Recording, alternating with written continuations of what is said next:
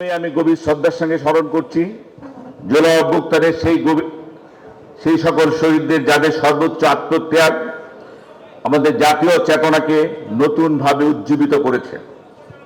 তাদের শোক সন্তপ্ত পরিবারের প্রতি জানাই আমাদের গভীর সমবেদনা। আজকে এই অনুষ্ঠানে উপস্থিত শহীদ পরিবারের আমাদের কাছে কেবল অতিথি নন, আপনারা আমাদের এই জাতির বিবেকের অংশ। একই সঙ্গে শ্রদ্ধা এবং ভালোবাসা জানাই সেই সকল আহত জুলাই যোদ্ধাদের যাদের ত্যাগ ও সাহস আমাদের জাতির গর্ব। এই আত্মত্যাগের ঋণ আমাদের জাতি কখনো পরিশোধ করতে পারবে না। আপনাদের সাহসিকতা ও দেশপ্রেম আজকের এই নতুন বাংলাদেশ। শ্রীমণ্ডলী, 2024 সালের জুলাই আগস্টের সেই উত্তাল দিনগুলোতে জুলাই যোদ্ধারা যে সাহস, দৃঢ়তা এবং আত্মত্যাগের পরিচয় দিয়েছে তা শুধু একটি সময়ের সাময়িক ঘটনা নয়, এটি একটি জাতির দায়বদ্ধতা, নাগরিক চেতনা এবং দেশপ্রেমের এক উজ্জ্বল উদাহরণ।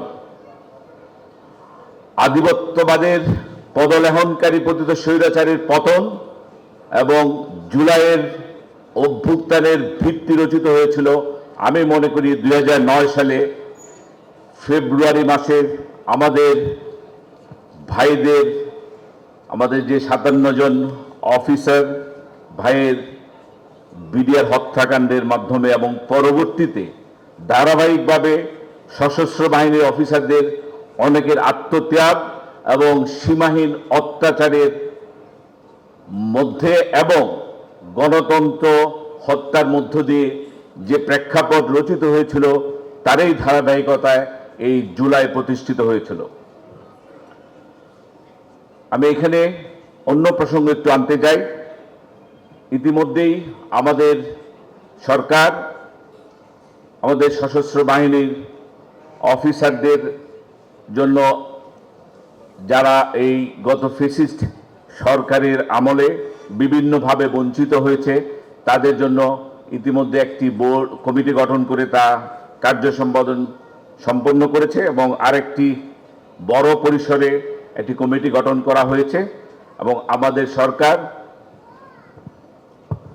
ফ্যাসিস্ট সরকার আমলে যেসব নির্যাতিত হয়েছিল আমাদের সহকর্মীরা তাদের প্রাপ্য মর্যাদা বুঝিয়ে দিতে সর্বদা অঙ্গীকারবদ্ধ। দেশ যখন কঠিন সময় অতিক্রম করছিল তখন ছাত্র জনতা, সাধারণ মানুষ, পেশাজীবী আমরা সবাই মিলে নিজ নিজ অবস্থানে জীবনের ঝুঁকি নিয়ে এগিয়ে এসেছিলাম। সেই সংকটকালে একদিকে ছাত্র জনতার উত্তাল আন্দোলন, অন্যদিকে রাজপথে রক্তক্ষয়ী পরিস্থিতির মধ্যে আপনাদের ভূমিকা ছিল নিছক কোনো আন্দোলনের অংশ নয়, রাদার একটি জাতির ভাগ্য নির্ণায়ক। আমি আজ এখানে উপস্থিত আমাদের সেই লড়াকু জুলাই যোদ্ধাদের বিশেষভাবে অভিবাদন জানাই। আপনারা সেদিন মৃত্যুকে তুচ্ছ করে যে বীরত্বে নজির স্থাপন করেছেন তা আমাদের বাংলাদেশের নতুন ভিত্তিপ্রস্তর বলে আমি মনে করি। সেই ক্রান্তি লগ্নে অবসরপ্রাপ্ত সেনা সদস্যরাও আপনাদের সাথে কাঁধে কাঁধ মিলিয়ে দেশপ্রেমের এবং দায়িত্ববোধ থেকে সবসময় সোচ্চার ছিলেন। আমি স্মরণ করতে চাই 2রা জুলাই আমাদের সশস্ত্র বাহিনীর কিছু অফিসার আমরা প্রথম প্রেস ক্লাবের সামনে একত্রিত হই এবং সাধারণ ছাত্র জনতা এবং সবার সাথে একাত্মতা প্রকাশ করি। তারই ধারাবাহিকতায় 3রা জুলাই জীবন বাজি রেখে শহীদ মিনারে, প্রথমে প্রেস ক্লাবে তারপর আমরা শহীদ মিনারে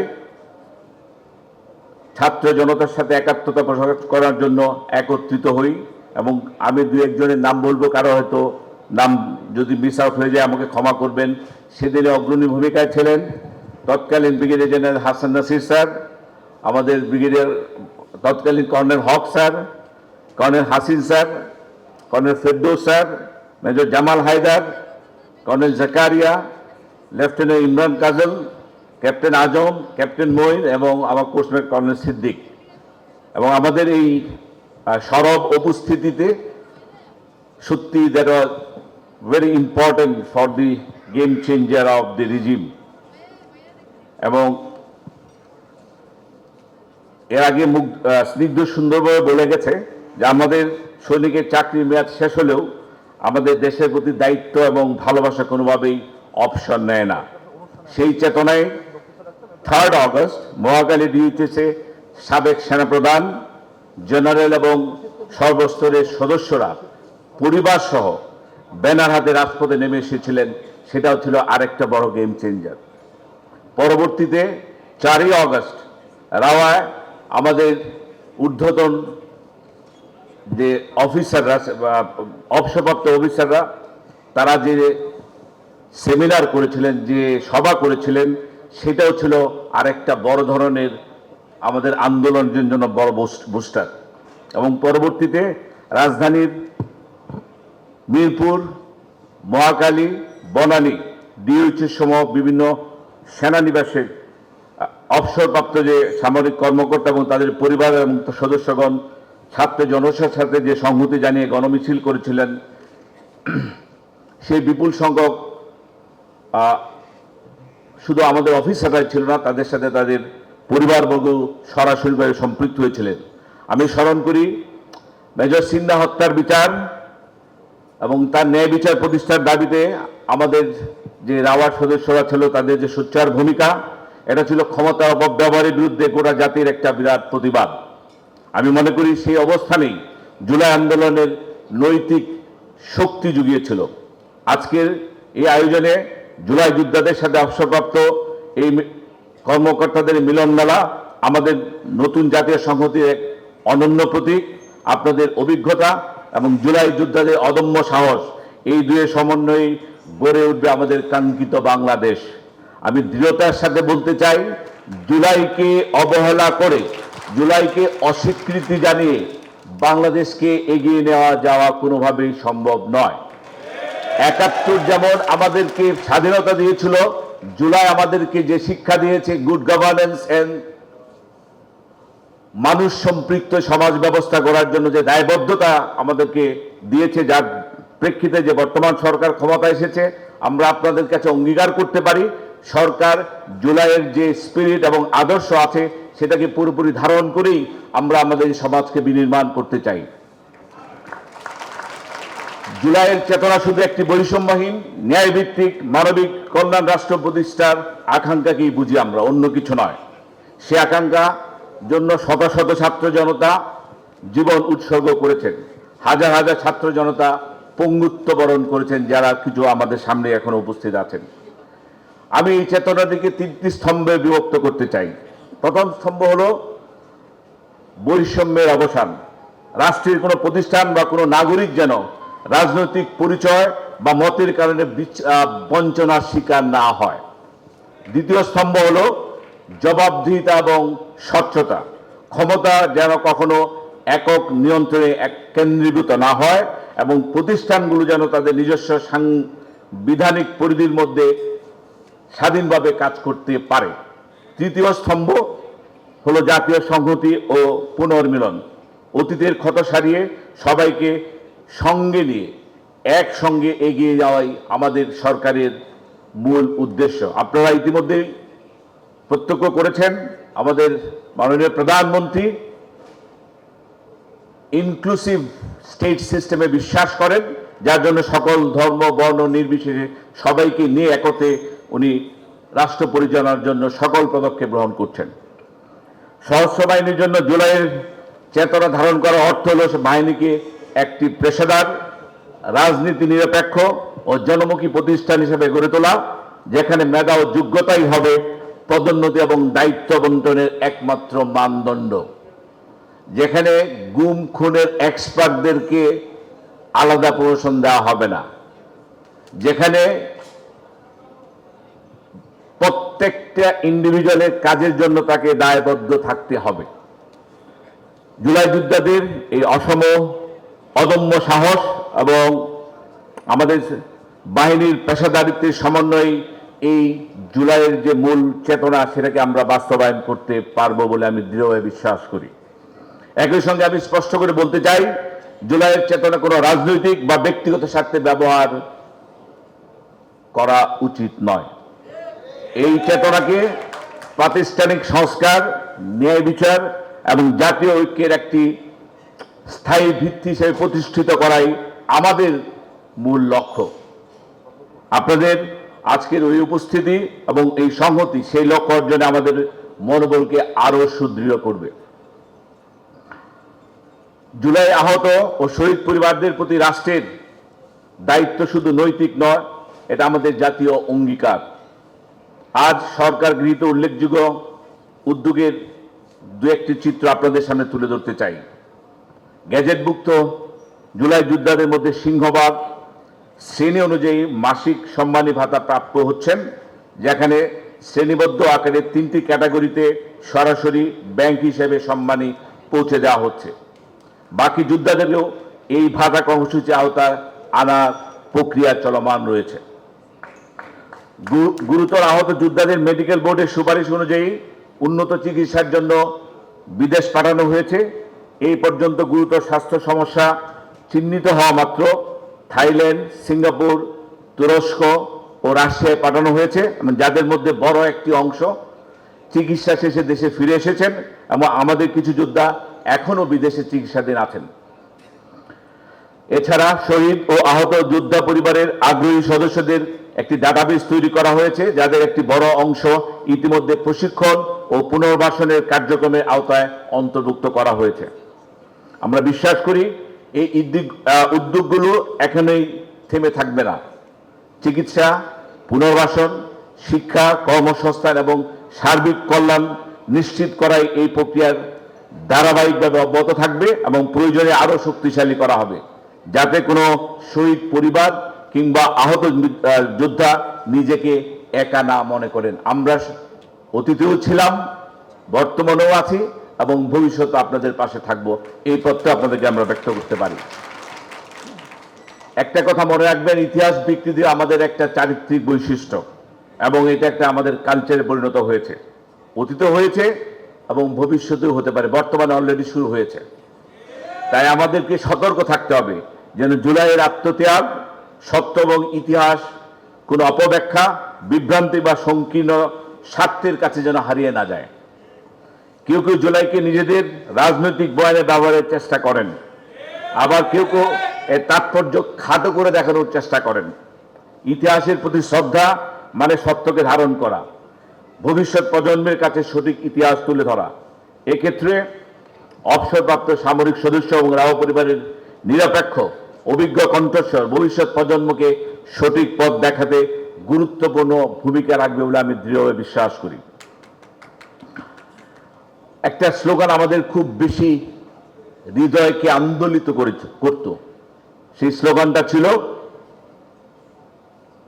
লক্ষ শহীদের রক্তে কেনা দেশটা কারো বাপের না।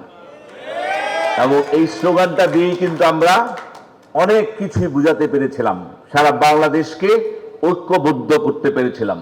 যার জন্য আমি বলি, বাংলাদেশের জাতীয়তাবাদ এবং জুলাইয়ের এই অভ্যুত্থানের মূল যে চেতনা, সেটা একে অপরের পরিপূরক। বাংলাদেশ জাতীয়তাবাদী দল যখন রাষ্ট্র পরিচালনার দায়িত্ব পেয়েছে, তখন এই সশস্ত্র বাহিনীর মর্যাদা, পেশাদারিত্ব, আধুনিকায়ন এবং সদস্যদের কল্যাণে সর্বোচ্চ গুরুত্ব দিয়েছে। এই ধারা ভিত্তিপ্রস্তর স্থাপন করেছিলেন আমাদের স্বাধীনতার ঘোষক শহীদ রাষ্ট্রপতি জিয়াউর রহমান, একজন বীর মুক্তিযোদ্ধা, সৈনিক ও রাষ্ট্রনায়ক। মহান মুক্তিযুদ্ধে তার নেতৃত্ব এবং স্বাধীনতার পর সশস্ত্র বাহিনী পুনর্গঠন, পেশাদারিত্ব, শৃঙ্খলা ও জাতীয় প্রতিরক্ষা ব্যবস্থার আধুনিক ভিত্তি নির্মাণ আজও আমাদের জন্য প্রেরণার উৎস। তিনি বিশ্বাস করতেন, একটি শক্তিশালী রাষ্ট্রের ভিত্তি হলো একটি পেশাদার, অরাজনৈতিক এবং জনগণের আস্থাভাজন সশস্ত্র বাহিনী। সেই পথকে আরও এগিয়ে নিয়েছিলেন আমাদের সাবেক প্রধানমন্ত্রী দেশনেত্রী বেগম খালেদা জিয়া। তার নেতৃত্বে 3 বাহিনীর আধুনিকায়ন, প্রশিক্ষণ ও সক্ষমতা বৃদ্ধি, জাতিসংঘের শান্তিরক্ষা কার্যক্রমে বাংলাদেশের ভূমিকা সম্প্রসারণ এবং সদস্যদের কল্যাণে গুরুত্বপূর্ণ পদক্ষেপ গ্রহণ করা হয়। একজন সেনা পরিবারের সদস্য হিসেবে তিনি সবসময় সশস্ত্র বাহিনীর প্রতি আন্তরিক মমত্ববোধ এবং সম্মান প্রদর্শন করছেন, যা তিনি মৃত্যুর আগ দিন পর্যন্ত প্রমাণ করেছেন। আপনাদের মনে আছে কিনা, দেশনেত্রীর মৃত্যুর আগে 21শে নভেম্বর ওনার সর্বশেষ যে কোনো পাবলিক গ্যাদারিংয়ে যে উপস্থিতি ছিল, শারীরিক অবস্থা এমন পর্যায়ে ছিলেন, শুধু সশস্ত্র বাহিনীর প্রতি তার যে মমত্ববোধ এবং ভালোবাসা, সেই দায়বদ্ধতার জায়গা থেকে ওনাকে চরম অসুস্থতার মধ্যে উনি স্থির করেছেন উনি আসবেন, এবং আমরা কোনোভাবে ওনাকে বিরত রাখতে পারিনি। এবং উনি অনুষ্ঠানের পরে যাওয়ার পরে গুরুতর আহত হন। তারপরে ঘটনা আপনারা সবাই জানেন। আমি যে জিনিসটা বলতে চাই, উনি শুধু সেনাবাহিনীকে দেখানোর জন্য কখনো ভালোবাসেন না, উনি মন থেকে সেনাবাহিনীকে ধারণ করতেন, ভালোবাসতেন, এবং সেনাবাহিনীর জন্য উনার যে স্থান সেটা উনি মৃত্যুর আগ পর্যন্ত দেখিয়ে দিয়েছেন। আজ তারই ধারাবাহিকতার অংশ হিসাবে আমাদের মাননীয় প্রধানমন্ত্রী তারেক রহমানের নেতৃত্বে আমাদের লক্ষ্য একটি আধুনিক, প্রযুক্তি নির্ভর, পেশাদার, রাজনীতি মুক্ত, নিরপেক্ষ এবং জনমুখী সশস্ত্র বাহিনী গড়ে তোলা। আর এই লক্ষ্য অর্জনে আমাদের নতুন প্রেরণার উৎস হল 24 জুলাইয়ের গণ অভ্যুত্থান। জুলাইয়ের সেই উত্তাল দিনগুলোতে ছাত্র জনতা যে অভূতপূর্ব ত্যাগ স্বীকার করেছে, তা আমাদের জাতীয় চেতনার অবিচ্ছেদ্য অংশ হয়ে দাঁড়িয়েছে। আজ এখানে আপনাদের এই সর্বত উপস্থিতি, একদিকে জুলাইয়ের সাহসী যোদ্ধারা এবং অন্যদিকে আমাদের সশস্ত্র বাহিনীর অবসরপ্রাপ্ত গর্বিত সদস্যরা প্রমাণ করে জুলাইয়ের চেতনা আমাদের এই ধারাবাহিকতায় নতুন প্রাণ দিয়েছে। উপস্থিত জুলাই সদস্যরা, জুলাই যোদ্ধা এবং আমাদের অভিজ্ঞ অবসরপ্রাপ্ত সদস্যরা যখন একই মঞ্চে মিলিত হয়েছেন, তখন এই সমন্বয় আমাদের বাংলাদেশের ভবিষ্যৎ রাষ্ট্র বিনির্মাণে এক শক্তিশালী অঙ্গীকার হিসাবে কাজ করবে বলে আমি দৃঢ়ভাবে বিশ্বাস করি। জাতীয় নিরাপত্তা কেবল একটি সীমান্ত রক্ষার বিষয় নয়, এটি অর্থনৈতিক নিরাপত্তা, খাদ্য নিরাপত্তা, সাইবার নিরাপত্তা, তথ্য নিরাপত্তা, সামুদ্রিক ও জ্বালানি নিরাপত্তা, দুর্যোগ মোকাবেলা, সামাজিক সম্প্রীতি এবং জাতীয় অস্থিতিশীলতার সঙ্গে গভীরভাবে সম্পর্কিত।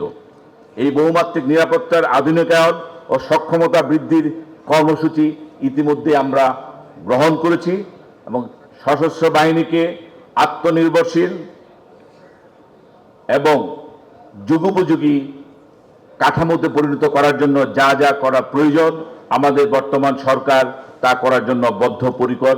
শুধু আমি আপনাদেরকে একটাই অনুরোধ করব, আমাদের সরকারের বয়স হয়েছে মাত্র 5 মাস, একটু ধৈর্য ধরতে হবে।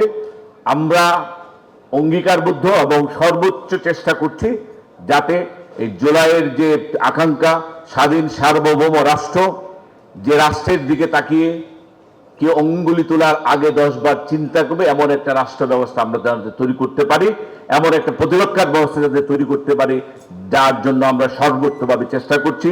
প্রয়োজন আপনাদের সাহায্য এবং সহযোগিতা এবং ভালোবাসা। এই প্রসঙ্গে আমি আমার সরকারের পক্ষ থেকে একটি স্পষ্ট আশ্বাস দিতে চাই, আমাদের সশস্ত্র বাহিনী কোনো ব্যক্তি, গোষ্ঠী বা রাজনৈতিক দলের নয়। এটি বাংলাদেশের জনগণের আস্থার প্রতীক এবং রাষ্ট্রের সার্বভৌমত্বের অতন্ত্র প্রহরী। জুলাই বিপ্লব আমাদেরকে নতুন করে শিখিয়েছে, দলীয় স্বার্থের ঊর্ধ্বে উঠে রাষ্ট্রের সংবিধান এবং জনগণের আকাঙ্ক্ষা ধারণ করাই সশস্ত্র বাহিনীর আসল পরিচয়।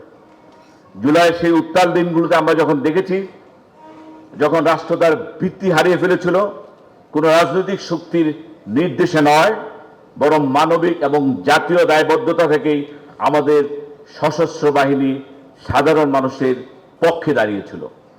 আজ আমরা এই অনুষ্ঠানে দাঁড়িয়ে দায়িত্বহীনভাবে ঘোষণা করতে পারি, ভবিষ্যৎ আমাদের সশস্ত্র বাহিনীকে কোনো দলীয় সংকীর্ণ রাজনৈতিক হাতিয়ার হিসেবে ব্যবহার করতে দেওয়া হবে না। জুলাইয়ের সেই ত্যাগ এবং সাহসের শিক্ষা আমাদের এই অঙ্গীকারকে আরও সুদৃঢ় করেছে। বাহিনীর প্রতিটি সদস্যের আনুগত্য কেবল বাংলাদেশের সংবিধান এবং এই রাষ্ট্রের প্রতি থাকবে, সেটা আমরা নিশ্চিত করতে চাই। জুলাই যোদ্ধাদের রক্তক্ষয়ী সংগ্রামের মূল লক্ষ্য ছিল একটি বৈষম্যহীন ও ন্যায় রাষ্ট্র প্রতিষ্ঠা করা। সেই আমরা শুধু অতীতকে স্মরণ করছি না, আমরা ভবিষ্যতেও একটি অঙ্গীকার পুনর্ব্যক্ত করছি। সেই অঙ্গীকার হলো একটি ঐক্যবদ্ধ, নিরাপদ, ন্যায়ভিত্তিক, সমৃদ্ধ এবং আত্মমর্যাদাশীল বাংলাদেশ গড়ে তোলা, যেখানে শহীদদের আত্মত্যাগ আমাদের সংগ্রাম এবং জনগণের আকাঙ্ক্ষার সম্মানের সঙ্গে ধারণ করতে পারি। রাওয়া পরিবারের প্রতি আমার আন্তরিক কৃতজ্ঞতা জানাচ্ছি। আপনারা এই জাতীয় বিবেকের একটি অংশ। আসুন আমরা সবাই মিলে প্রতিজ্ঞা করি, জুলাইয়ের চেতনাকে বিভেদে নয়, ঐক্যের শক্তিতে রূপান্তরিত করি। সংঘাতে নয়, সংহতির ভিত্তিতে প্রতিষ্ঠিত করি। জাতীয় স্বার্থকে সর্বোচ্চ অগ্রাধিকার দিয়ে আগামী প্রজন্মের জন্য একটি শক্তিশালী এবং নিরাপদ বাংলাদেশ প্রতিষ্ঠিত করি। আমি যেহেতু স্কোপ অনেক কম পাই, দুইটা জিনিসের ব্যাপারে জুলাই যোদ্ধাদের অনুভূতি নিয়ে আমি একটু বলবো। আমরা আমাদের যে অনেক রক্তক্ষরণ গত 17 বছরে জমা হয়েছে। মেজর সিনহা হত্যাকাণ্ড, বিডিআর হত্যাকাণ্ড এবং আমাদের অনেক ভাইদেরকে সিস্টেমেটিক্যালি মারা হয়েছে এবং তাদেরকে এমনভাবে, আমাদের দুজনকে অলরেডি দেখেছেন, আজমি স্যার, হাসিন স্যার, আরও অনেকে আছেন, জীবন থেকে অনেকগুলো স্বর্ণালী দিন কেটে নেওয়া হয়েছে। তা আমরা, আমাদের সরকার এই সব বিচারের ব্যাপারে দৃঢ় প্রতিজ্ঞ এবং আমরা মেজর সিনহা হত্যাকাণ্ড যত দ্রুত সম্ভব কার্যকরী করা যায় তার জন্য সর্বোচ্চ পদক্ষেপ গ্রহণ করছি। এবং বিডিআর কমিশন যেটা জেনারেল ফজলুল স্যারের নেতৃত্বে হয়েছে, সেটা অনেকগুলো দিক আছে, বাস্তবায়নের জন্য আমরা সর্বদাই চেষ্টা করে যাচ্ছি এবং আপনারা এর ফল খুব শীঘ্রই দেখতে পাবেন এবং আমি আশা করি এতে আপনাদের যা আকাঙ্ক্ষা সেটা আমরা পূরণ করতে সমর্থ হব। 17 বছরের জঞ্জাল, একটু সময় আমাদেরকে দিতে হবে এবং যখন ফেসিবাদ কোনো শক্তি কোনো রাষ্ট্রের উপরে ভর করে তখন তার অঙ্গ প্রত্যঙ্গগুলোকে এমনভাবে ভেঙে ফেলে যেটা জোড়া দিতে গেলেও সমস্যা, আবার নতুন করে বানাইতেও সমস্যা। আমরা এমন একটা পরিস্থিতির মধ্যে আছি। সো আমাদেরকে একটু সহায়তা করবেন, একটু সময় দিবেন। আমরা আপনাদেরকে কথা দিতে চাই, জুলাইয়ের যে আদর্শ, জুলাইয়ের যে চেতনা, আপনাদের যে আকাঙ্ক্ষা, সারা বাংলাদেশের মানুষের যে আকাঙ্ক্ষা, সেটা বাস্তবায়ন করার জন্যই মাননীয় প্রধানমন্ত্রী তারেক রহমান বাংলাদেশে নেতৃত্ব গ্রহণ করেছেন এবং যার জন্যই মনে হয় এই 2/3 মেজরিটি নিয়ে, ব্রুটাল মেজরিটি দিয়ে বাংলাদেশের মানুষ ওনাকে ক্ষমতায় পাঠিয়েছেন এবং উনি ওনার পিতা এবং মাতার মতোই বাংলাদেশের জন্য, বাংলাদেশের মানুষের জন্য, বাংলাদেশের মানুষের ভাগ্য উন্নয়নের জন্য অঙ্গীকারবদ্ধ। পরিশেষে জুলাইয়ের সকল শহীদের রুহের মাগফিরাত কামনা করছি, আহতদের দ্রুত এবং পূর্ণ সুস্থতা কামনা করছি এবং তাদের পরিবারের প্রতি আমি গভীর শ্রদ্ধা এবং কৃতজ্ঞতা জানাচ্ছি। বাংলাদেশ চিরজীবী হোক, জুলাইয়ের আত্মত্যাগ আমাদের প্রেরণা হয়ে থাকুক, জাতীয় সংহতি অটুট থাকুক। আল্লাহ আমাদের সকলকে এবং বাংলাদেশকে আরো শক্তিশালী, নিরাপদ এবং সমৃদ্ধ করার তৌফিক দান করুন। বাংলাদেশ জিন্দাবাদ। আল্লাহ হাফেজ। ধন্যবাদ মাননীয় উপদেষ্টা brigadier general doctor A K M Shamsul Islam.